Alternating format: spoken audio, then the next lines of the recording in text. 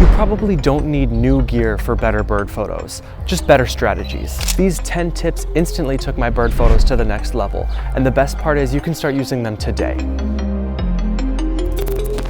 This is one of the best ways to instantly make your bird photos look more professional. A clean, non-distracting background helps the bird stand out, it shows more detail, and it makes the photo look more intentional. Let's say you're out and a rare bird lands right above you.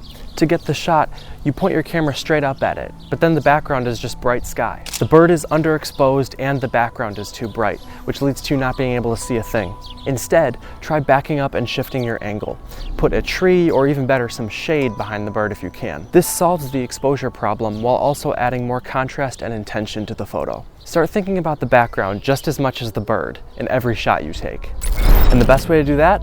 Customize your camera's buttons. On my Canon, I've mapped my autofocus on button to toggle between my 3 most used autofocus modes. That way I can switch from tracking a kinglet jumping around a bush to catching a heron flying by overhead instantly. You don't need my exact setup.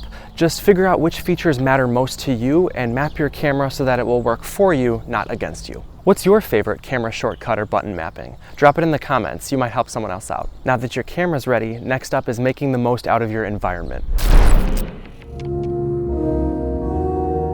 Lighting can totally change the feel of your photo, from dull and flat to sharp and dynamic. A good starting point is to shoot with the sun behind you. It lights your subject evenly and it brings out color and detail in the feathers and the eyes. But that's just one option, it's not a rule. Sometimes having your subject lit from the side can add depth, and other times having your subject backlit can add a really nice dramatic effect. The key is to be intentional with how you're shooting. Before you take your shot, ask yourself, how is the lighting affecting my shot? Is it helping it or is it hurting it? But the trickiest part is when a rare bird shows up. When that fleeting moment hits, it's really easy to forget about lighting entirely. So the next time you get that opportunity, pause for a second. Ask yourself, can I shift my position to make the lighting even better? If you've got that process down, then the next tip is going to be a piece of cake for you. When an exciting bird shows up, it's really easy to throw patience out the window. Your heart's racing, you put the camera up and you just start firing off shots, hoping that one of them turns out okay. But more often than not, you've got more time than you think. Take a breath, double check the settings, nail the focus, and stay calm. A rare bird opportunity is exactly the kind of moment where you want to slow down, not rush. Because let's be honest, you'd probably rather walk away with one sharp shot than 85 blurry ones. We've talked about making the most out of your environment, now let's talk about getting the most out of your gear. Chances are you're not shooting on a $10,000 camera lens. If you are, then I'm jealous. Most entry-level telephoto lenses have small imperfections in the glass that can make even in-focus shots look soft. Chromatic aberration is another common issue that may cause unwanted artifacts in your images. A super simple way to clean that up? Stop your lens down. Closing your aperture slightly improves sharpness and will reduce those artifacts, especially near the edges of your frame. Don't overdo it though. If I'm shooting at f5.6, I might stop down to f6.3 just to get that little boost in sharpness without killing my light. Only use this trick when you have light to spare or your lens has room to stop down. If your lens is already on the slow side, let's say f6.3 or higher, then you're better off prioritizing exposure rather than trying to force sharpness. Still, when the conditions are right, this tiny tweak can give your images a noticeable clarity boost. Alright, so we've got sharpness handled now, but what if your camera can't even grab focus to begin with?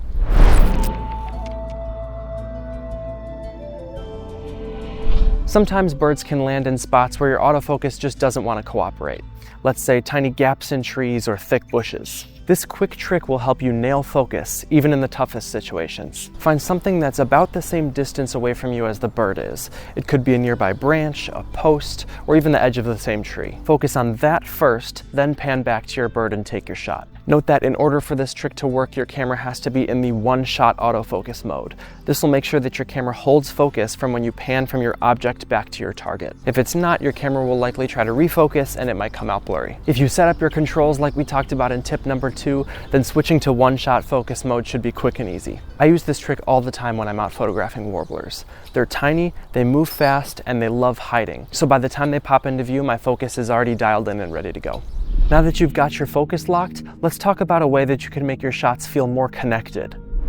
The eye is where the bird's perspective lives. Its whole world starts there. When you bring your camera to the bird's eye level, you're inviting the viewer into that bird's world. It's a great rule of thumb and it works beautifully for most birds, but it's not the only perspective that works. If you want to make a raptor look big and powerful, shoot from below. That perspective makes them feel more dominant and looming. Or if you're watching a sparrow weaving through grass, a top-down perspective can be just as interesting. So be conscious of perspective when you're out shooting.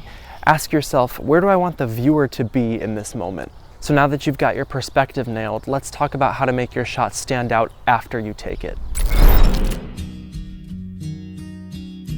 Cropping is one of the most powerful but misused tools in bird photography. It makes sense why you crop in. You want the bird to fill the frame and grab all the attention. But in reality, overcropping can kill your image quality, especially if you're on a beginner lens. Remember what we talked about in tip number 5? The more you crop in, the more visible that chromatic aberration and softness will become. Plus, we often tend to underestimate the human eye. Even if the bird is small in frame, the viewers can still appreciate the detail. Leaving space in your image isn't just a technical choice, it can also add emotion. It can add a story and depth to your image. But you don't need to avoid cropping entirely, and you definitely don't want to be shooting all your images all the way zoomed out. Just try to avoid cropping in too far.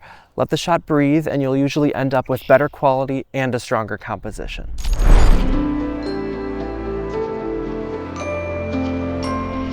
This is one of the most fundamental techniques for bird photography, and I use this with nearly every shot that I take. Continuous shooting mode, or burst mode, means that your camera keeps firing shots as long as you're holding down the shutter button. Birds move constantly, so one split second might give you the perfect posture or expression. By shooting in short bursts, you can choose the best moment rather than hoping you timed it right. It's simple, but it's essential, especially for fast-moving targets. Burst mode is a must, but the next tip might be the most important one of the entire video.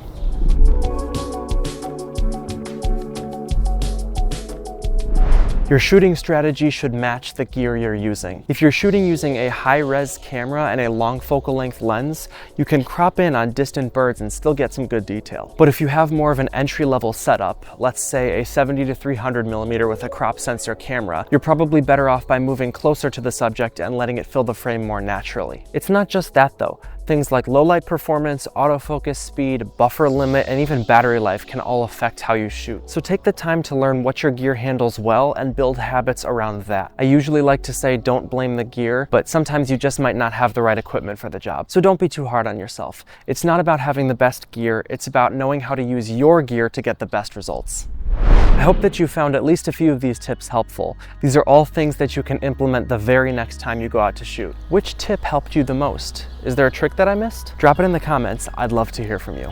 And if you did find this helpful, consider subscribing, because I've got a bunch more of these coming your way. Oh, and if you want to see these tips in action, check out my Spring Migration POV series. I take you with me to different locations to show you what it's really like out there in the field. Thanks for watching, keep shooting, and I'll see you out there.